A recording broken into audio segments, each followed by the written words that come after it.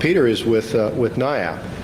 We'll be doing a transition a little later on to some very, very interesting work that Peter is involved with.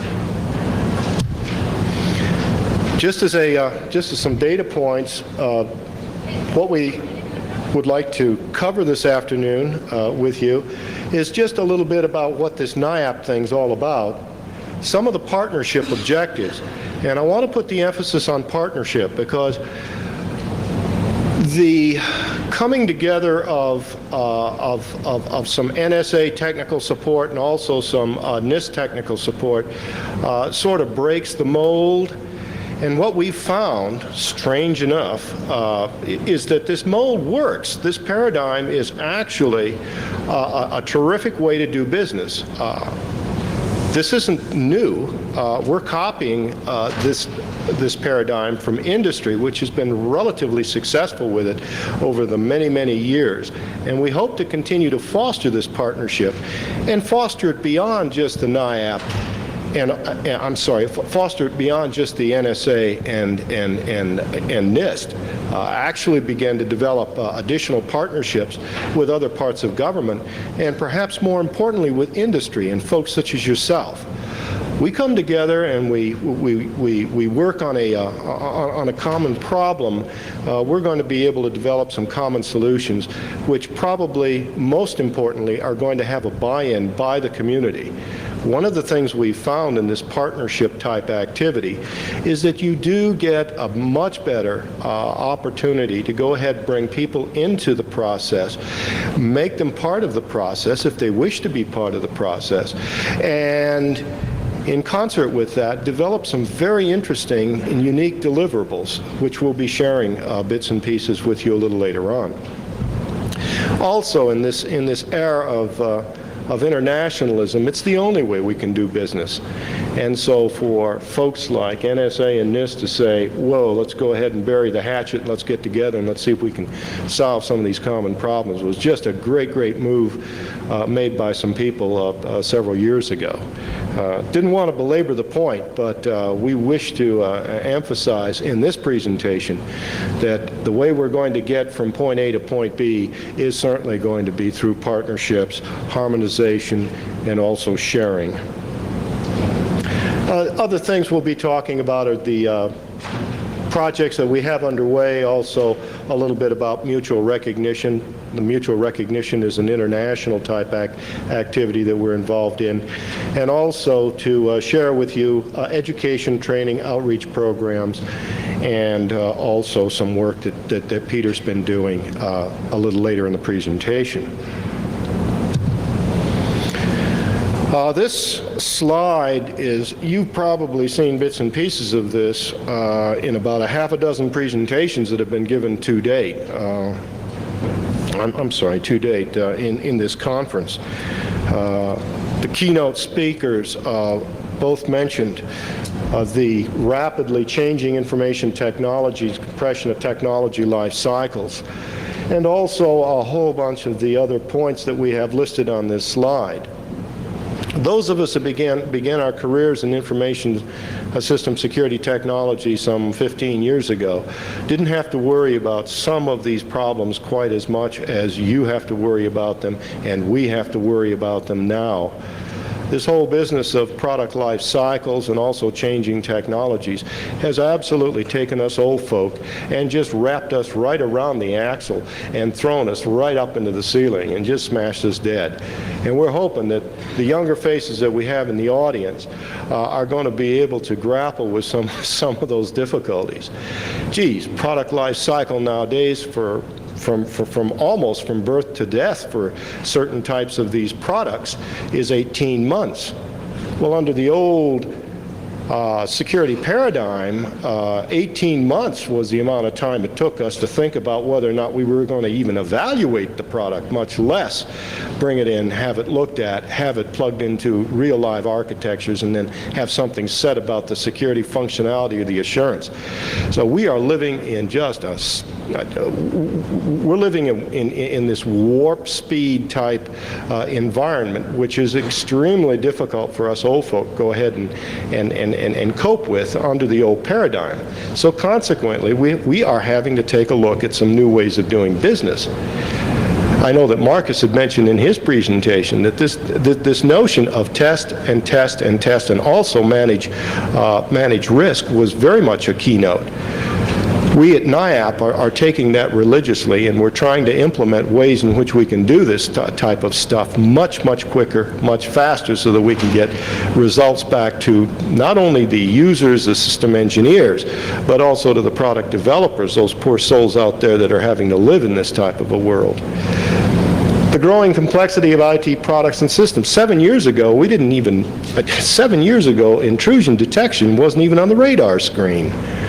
And now look, it's one of the key fundamental cornerstones of our whole technological solution set. So this is absolutely amazing that these sorts of things are happening, and the way in which they're happening is just, again, getting back to that warp speed, is providing us with opportunities, but also tremendous challenges to go ahead and be able to solve some of these problems. Need for greater assurance in critical information structures. Need I say any more about that? Brian Snow got up and just beat us unmercifully about the head and shoulders as far as this assurance attribute. We at NIAP are trying to wrestle with ways in which to do that a little more creatively as well. So what's needed? For those of you that are following in your notes, I've rearranged some of these slides ever so slightly. What's needed? Producers of IT products need to have a better understanding of consumer information security requirements. Producers of IT products also have to be able to express what it is that they have in terms of functionality and assurance in languages that our system engineers can understand, as well as them knowing what the requirements are. Now, it's not a one-way street. On the other hand, us consumers of IT products need to have better ways in which to specify the desired security features and assurances, and also assess the security claims made by the producers. These are all cornerstones of trying to wrestle with this environment that we're in nowadays. So NIAP came together again. It's a joint NIST NSA activity to meet some of those security testing needs for information technology, and also, and here on the slide it says long-term goal of NIAP is to increase the level of trust of customers. Certainly that is one of the long-term goals, but I'd like to also add that there's a whole bunch of short-term goals that this organization has identified. And one of those, and I consider it perhaps to be one of the most important, is champion the development and use of a national implementation standards for IT. In other words, in championing this international common criteria, and I'll be mentioning a few more words about that in just a few moments, what we're basically saying here is that if we're going to solve some of these problems, we're going to have to speak the same language. And this international common criteria language is one of the very few things that we've got on the radar screen right now that is going to help us be able to better communicate what it is that we need and also what it is that we have to offer. Terribly important. Support a framework for international recognition acceptance of IT security evaluation results. What we're basically saying here is that we no longer are just the United States of America. Most of commerce nowadays is internationalized. We're living in a global environment, and so consequently, these types of IT standards that we're taking a look have to be global in nature. They have to be accepted by other nations in this world in order for us to make this work. Facilitate the development and growth of commercial IT security testing in the industry within the U.S. This is one of the strategic goals that we have in place, and we're happy to say that we're working very hard to make this happen. That is, identify talented centers of excellence, invite them to get involved in this business of testing under the common criteria umbrella, and also be able to certify these laboratories as necessary and sufficient in terms of testing. Promote the development and use of evaluated IT products, and also foster development of IT security requirements, test methods, and techniques. We'll be sharing a little bit more of that in detail in just a few moments. The crowning glory of the NIAP is this slide that you see in front of you. NIAP several years ago was able to very successfully, along with other countries, 12 other countries to be precise, is to establish an international, an ISO standard 15408 called the Common Criteria. This Common Criteria is flexible. It's a list of functionality, security functionality, and it's also a list of assurances out there that we encourage people to use as part of that common language that we referenced a little earlier. In this particular paradigm, as a matter of fact, what's probably useful at this point in time is to give you an example of how this is being used successfully. And we won't pick on an example in the government, and we aren't even going to pick on an example we'll pick on an example in industry to show you how it's being used, and to show you that there is some harmony and some partnership that exists outside of just the government circles when it comes to the implementation and the use of this common language called Common Criteria. And the example that I want to share with you is the smart card activity that's being done by Visa MasterCard. This is terribly, terribly important work for them. They need a smart card, and they need that smart card that has lots of security functionality in it, because they can't stand to be producing one of these cards and have it hacked or have it fail. And so there is a fair amount of security, again, functionality. And I might also add that there's probably even more emphasis on the assurance side of the equation. Now, for those of you that are piqued, this protection profile that Visa MasterCard has produced cooperatively is available off the NIAP website and also under the Smart Card Forum. We'll share some of those URLs a little later on. But it's a terribly important piece of work that's being done. And it was interesting when Visa MasterCard started to take a look at ways in which to describe the type of security functionality they needed. They chose this common criteria as the standard language for expressing those requirements. A protection profile is a consumer-driven security requirement in specific information technology areas. I just needed to share that thought with you.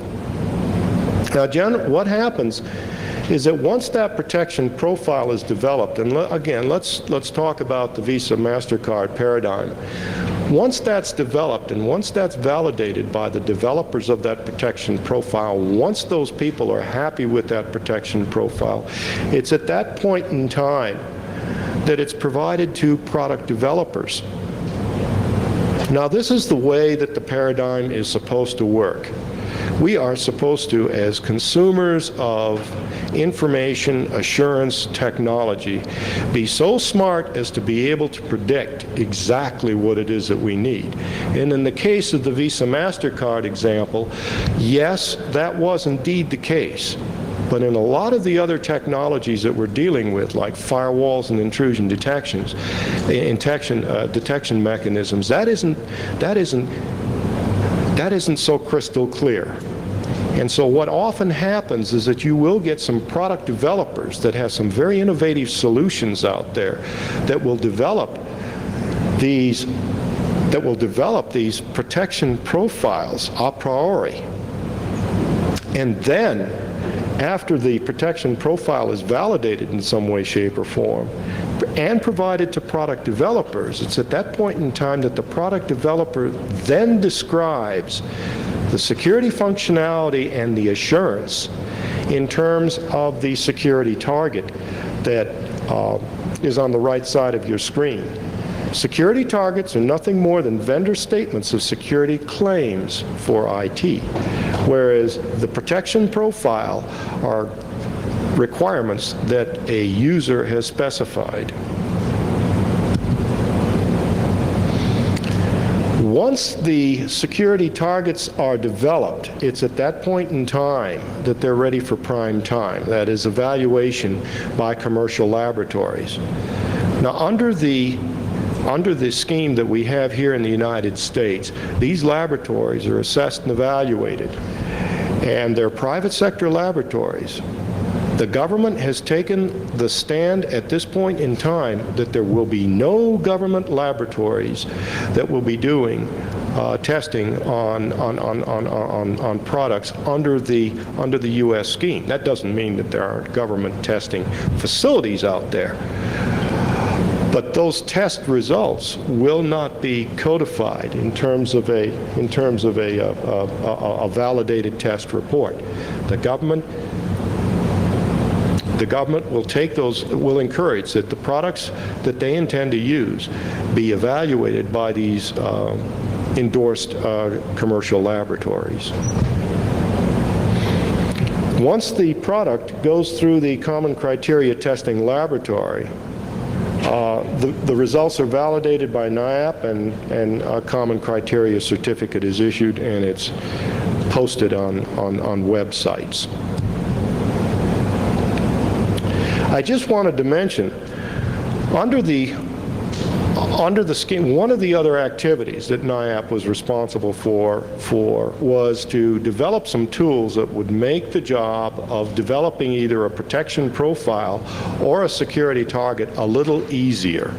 And there is an automated tool that's available off the NIAP web page that you can download to go ahead and make that job just a tiny bit more easy.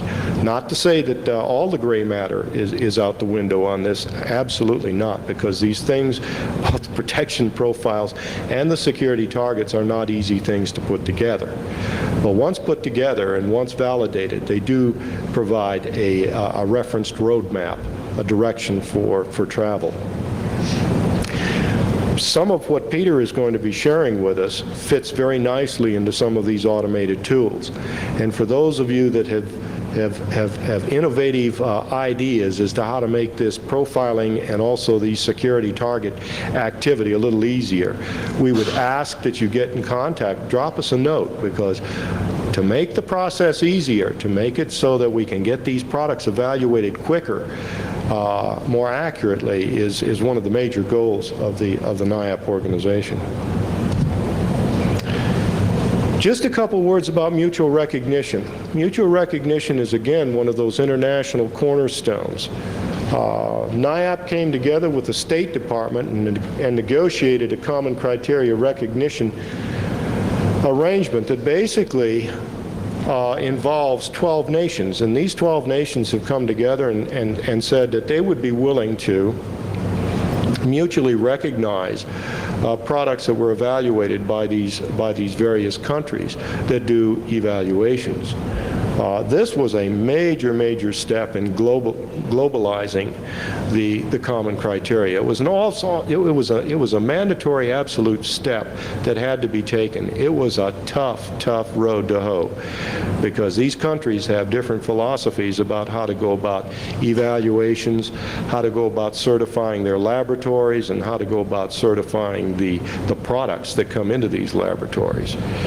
It was a monumental amount of work, and the people that were able to pull this thing off deserve a great round of applause. Education and training, not to leave everybody in the lurch, but there is education and training available to go ahead and support much of what has been discussed. We had our first International Common Criteria Conference several months ago, and we, like Black Hat, had to stop subscription to the conference almost 2 weeks before the conference was held. We were oversubscribed with no more room at the inn, basically. Protection profile development classes, common evaluation methodology classes, and also validation schemes and technical workshops are all cornerstones of this NIAP program. Also, an information assurance workshop is scheduled to be hosted.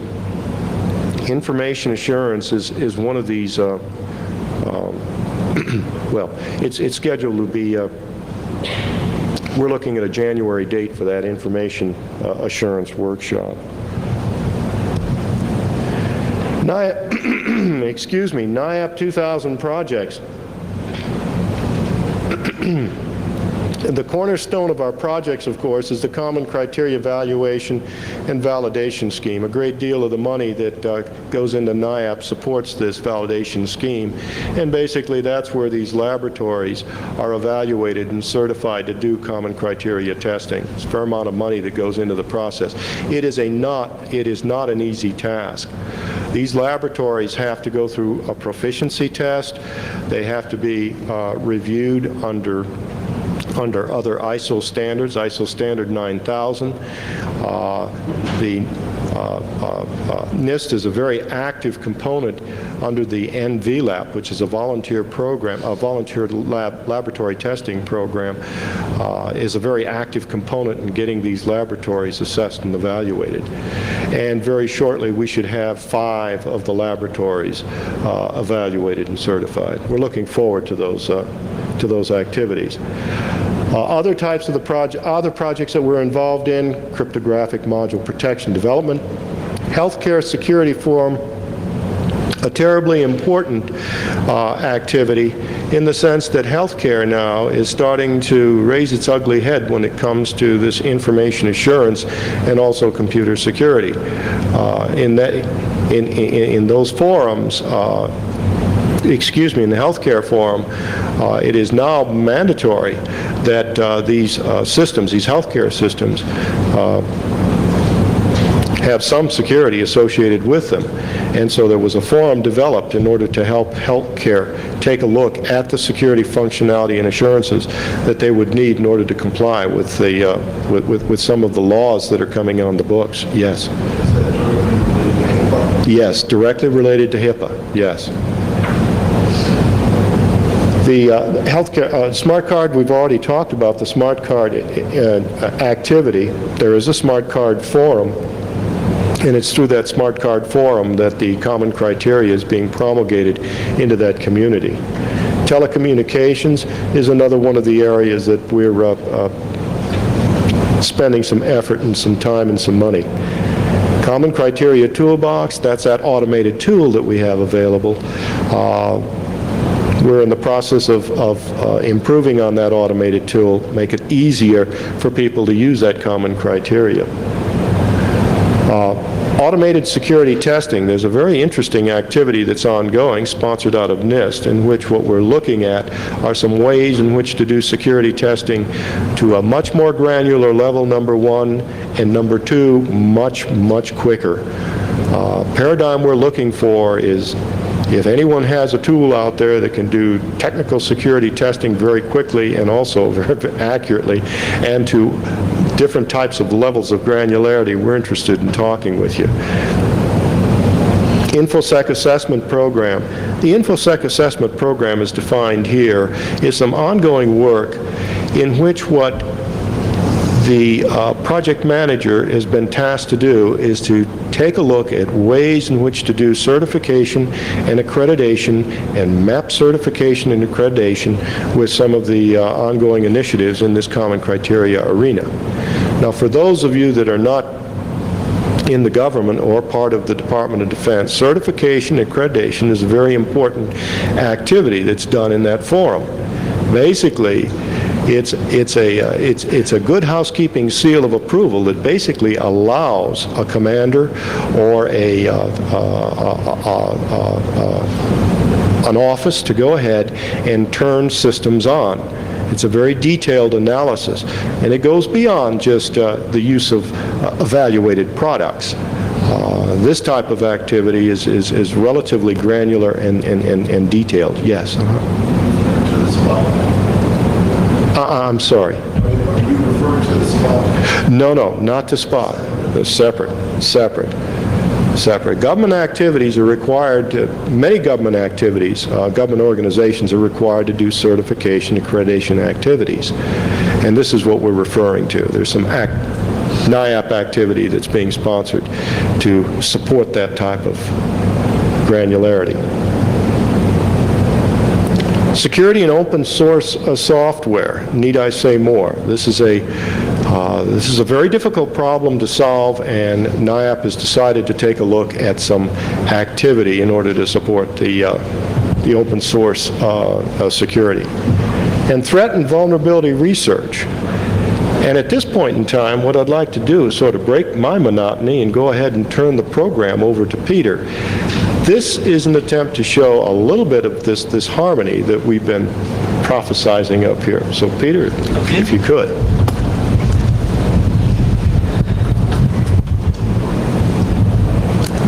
Let's see, are we working here? Well, it's a dark room. You've had lunch. We had chocolate mousse, which went right down here and made me fall asleep. So let me, well, first off, NIAP's a huge project. We're going to look at a very small piece of it, but I think an exciting piece. So let's see, where shall I begin? Let me begin by telling you one of the most exciting things happening in security right now. It hasn't been mentioned at this conference, but it's very important, and that is called CVE. I can say it's the most exciting thing in security because I'm not part of it. Okay, so I'm not advertising myself. CVE, it's the Common Vulnerabilities and Exposures List. It's a project started out of MITRE. It has gotten industry buy-in from Cisco and ISS and Security Focus and Bugtrack, among 15 other vendors in academic and government places. It's a big deal. What is it? CVE is very simple. Let's come up with a single name for every vulnerability in existence. Let's make sure there's no duplicates on that list. Okay? Very simple, but imagine what you can do now. You can take intrusion detection systems, and you can compare apples to apples. What do they detect? A lot of vendors advertise that, hey, theirs detect 10 attacks, and those 10 attacks are really just subclasses of one attack another vendor detects. Suddenly you can compare these systems. When you have your vulnerability scanner, and it detects a vulnerability, it gives you a standard name. You can use that name and go to any resource from any company, look up that vulnerability and find out about it, find out how to solve it. It's a very simple thing, but CVE is creating interoperability. It's such a simple thing, people don't even want to talk about it in some circles, but it's truly revolutionizing how we work together. My project is basing on that. Here's what we do. Let's see, shall I start with the deliverables? Let's see, first what I've done. The project's called ICAT, the ICAT Metabase. It is a searchable vulnerability index. We're not a database, we're an index. At a fine granularity, you can search for the vulnerabilities that you want to find. Okay, I'll tell you what fine means in just a second. Once you find a vulnerability, we give you a snapshot of it. Just enough to let you know, is this vulnerability something I need? If it is, we link you out to publicly available vulnerability databases. So you can use, such as, we often link to Security Focus, we link to ISS, we link to CERT, link to Bugtrack. The idea is a single search engine to help you find the vulnerabilities you want, and then we link you out to the patch information. You can solve the problem, we link you out to the vulnerability databases, you find out more about the vulnerability. By fine-grained, what do I mean? You can search on vendor name, you can search on product names, version numbers, you can search on does the vulnerability allow remote or local attacks, is it a buffer overflow, a race condition, exception handling error, any sort of characteristics, the consequences of the vulnerability, does it give somebody root, does it deny availability, integrity, confidentiality, all those kind of things. That's what I mean by fine-grained search engine. And what can you do with this? Okay, there's a lot of things you can do with this. You can take a system, take a critical system, take the software on that system, input the software name and version number into our tool, okay? You can come up with the vulnerabilities that are known to exist in that software, and you get links to patch information. Okay, you can use it that way. Yes? Is this just an operating system or are there applications also? These are applications. Let's see. We have around 1,000 products listed in there. I'm not sure how many vendor names we have in there. And when I get to the third bullet, I'll give you like exactly where we are in the progress. So this is what you can do. You can, your computer's been compromised. You want to know how they got in. You can come up with a list of vulnerabilities that existed in that computer to figure out how they could have gotten in and what damage they could have done. I talked to one vendor yesterday, and they're a small security company selling security software. And they said, why in the world are we writing vulnerability entries to give to our customers when all we have to do is output standard names and our customers can go to the real sources for the vulnerability information and get it done a lot better, and the company can do it a lot cheaper that way. So that's another way this engine can be used. Your IDS outputs a vulnerability, you go to our tool, you type in the standard name, and poof, you've got links to all the information you need. Okay, so where are we? This project was started amazingly in December. Time has flown. We are now caught up with the CVE vulnerability naming standard. This standard is a set of vulnerabilities approved by mainly security companies. There are some industry, academia, academia, government members of that committee. Anyway, I won't go to the details of the naming standard, but you know the SANS top 10, right? You got 10. Do you think that covers the space? No? Do you think the cert advisories cover the space of the important vulnerabilities out there? No? No? Okay, you're right. So what we have here, currently we have the 815 top vulnerabilities as decreed by security company committee. We're also adding in candidates. So we're going to add in 700 candidates. These haven't been approved yet by the board, but are more timely, the things that have just come out. So we're well on our way. And we've gotten lots of support. NIAP has agreed to help support this. We've gotten support from one educational institution, which I shouldn't mention yet, and other places. So anyway, it's going well. Yes? Is your site there accessible to non-military organizations? This site is open to the world.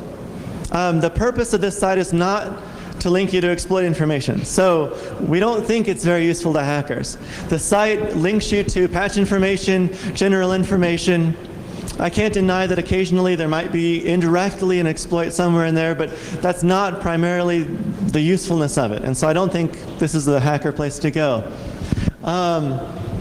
Now, it's up, it's running, you can access it now. We're redoing the search engine so that you have a drop-down list of vendors. You choose a vendor. You have a drop-down list of that vendor's products. You choose a product. You have a drop-down list of vulnerable version numbers. You choose a version number, and poof, you have the vulnerabilities. That should be done this week. If it's not, I'll go back to work and encourage people, and it will be done next week. We have all the data. It's all up there. With the current version now, you can type in product names and version numbers manually in a text box, and you get the results. There's the address, csrc.nist.gov/ICAT. And I think it's really, well, I created it, so obviously I'm excited, but I think it's really exciting to have a common, publicly owned search engine for these vulnerabilities. If you go to the vendors, you can search their database, but you can only search their information. What if they don't have the vulnerability? What if it's not at the granularity that you want to look at it? Sometimes you want to look at a cert advisory. Sometimes you want to look at a detailed bug track listing. Okay? So I really think we need a community indexing scheme. Amazingly, this is incredibly cheap to keep going. It only takes us about 15 minutes per vulnerability to stick this in there. So I see no reason why we won't be keeping up to date, and I encourage you to use it. And let's see. Yeah, and just tell your friends about it. I'd really appreciate it. Thank you. Terry, can I take questions? Or Yeah, go ahead. Oh, okay. Yes. Where are, about how quickly do you get your vulnerability updates now? Where CVE is public. CVE.miter.org. The CVE list is public. There are CVE candidates that have not yet been approved by the committee. Then there are CVE entries that have been approved. We are currently up to date with all the approved entries. The candidate entries on average live a couple months before they become official entries. If you look at the SANS top 10 list, none of those are recently discovered vulnerabilities.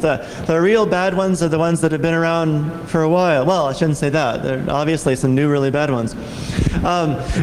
We've gotten resources, or we've got commitments for people to do the candidates. The exciting thing about that is that the vendors, like ISS for example, when they discovered a new vulnerability recently, they made it a candidate on this standard simultaneously to announcing it to the public. So the candidate list will be very timely, it will be up to date, and it shouldn't take us very long to cover the candidates. What's that URL? Oh, the MITRE URL. It's well, you can go to my website and click on the CVE button. That's easy. There was a couple other questions. We've seen several cases of vulnerabilities that have been both fixed by vendors, but in fact they're not fixed. And I'm really curious on how long it takes for this process. You talk about having a committee to review a vulnerability and for a vendor to say that it's fully fixed, and who verifies that? Well, this naming scheme has nothing to do with verifying fixes. Now, the databases we link to, the public vulnerability databases, they have varying degrees of verification that they do when they tell you how to patch the problem. We are an indexing scheme. How long? Essentially, the candidates on CVE are very quick. There's a technical people that look at it and say, yeah, we think this is right. They're wrong about 10% of the time. The committee works that out. The committee is to formalize what the techies already said is true. Yes? Do you have detailed information in your index, or do you pretty much link vulnerability details to the other public repositories on the internet? We contain the information you need to search. So remember all those search criteria I told you about? We have that information on the vulnerability. But we don't have, we just have a one-line description, for example. We don't have pages of textual description. We don't tell you how to patch it. So we're not a database. And that's important because we're not competing with the commercial databases. I've talked to, well, I can tell you, I talked to the CTO of Security Focus, and he was excited about this because we're driving traffic to him. We're not competing, we're driving traffic to him. So I think the model is a workable one because government shouldn't be trying to compete with industry. Yes? Going back to the granularity of the jurisdiction, at one time you go to, I think it's security focused in 100 layers, 2.5 on I can show it -P, I can enter in all the patches that I've done into a single text field. Are you going to have that kind of granularity on your site where I can enter all my patch level things and okay, well you've got this plus all these patches, so you're not vulnerable to these, and you still might be vulnerable. That's not in the near future, no. Yeah. Anything else? Yes? What does ICAT stand for? Yeah, it's always the question. First off, I love cats. So if you go to the website, we have cats there. And it doesn't stand for anything. It's ICAT. It used to stand for something, if you're interested. I used to index exploit scripts. And it used to be an acronym for indexing attack scripts, but we had to throw that away because the government wouldn't let me give it away. So, you understand. I should give it back to Terry. I think we're probably low on time. I'll tell you what really makes this job fun for myself is to get people like Peter up here, go ahead and talk about some of the innovative things that are being done out there. And I want you to give this guy a round of applause. And next year, we hope to see a few more of you up here coming up with some innovative solution sets to solving some of our tougher problems. And these are some of the program areas. And I'm throwing this up here just sort of as a reminder that this is where NIAP is spending a great deal of its time. And when we get people like Peter come up here, go ahead and talk about some of these innovative solution sets. And perhaps even more importantly, go ahead and get some of us old guys fired back up again. It just makes it a whole heck of a lot of fun doing this sort of thing. I believe that is, well, we have a summary slide, and that's for what it's worth. Y'all have been just an absolutely great audience, and we thank you for your time, and we'd be happy to go ahead and take questions after we go ahead and break the formal program. Thanks much. Appreciate it.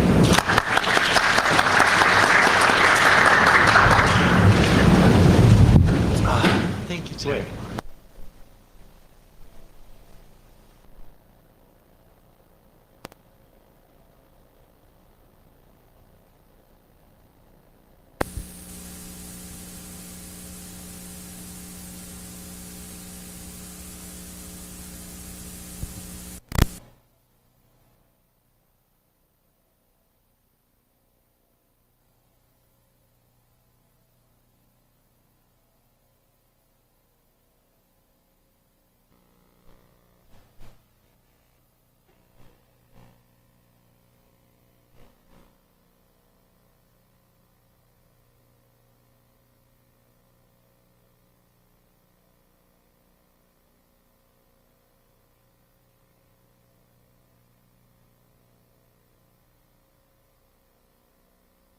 Thank you.